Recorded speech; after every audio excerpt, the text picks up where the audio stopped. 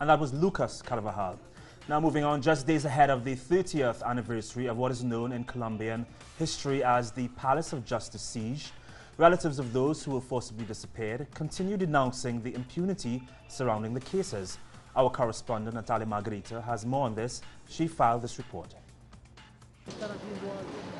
On November 1985, 11 people were taken alive by the Colombian military out of the Justice Palace right in the side of the street and straight into this historic museum right on the other side of the street. And even though they made it inside that building alive, they were never returned to their families.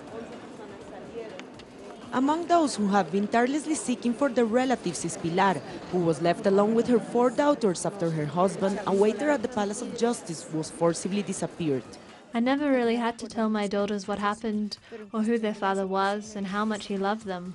They still remember his affection, and in regard to his disappearance, they have simply grown up seeing my struggle to find him. 30 years after the Palace of Justice was violently raided by the military in an attempt to retake it from the now-gone M19 guerrillas, lawmakers have denounced the failure of the Colombian justice to clarify the truth on what happened to those who disappeared during the events.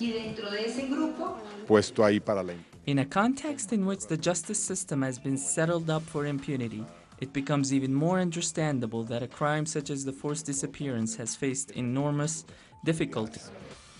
The impunity goes beyond the Palace of Justice cases and further into the estimated 45,000 forcibly disappeared in Colombia. Among them is Maria Cristina, disappeared by paramilitaries 11 years ago, and whose mother Paulina has had to become herself the investigator of the case.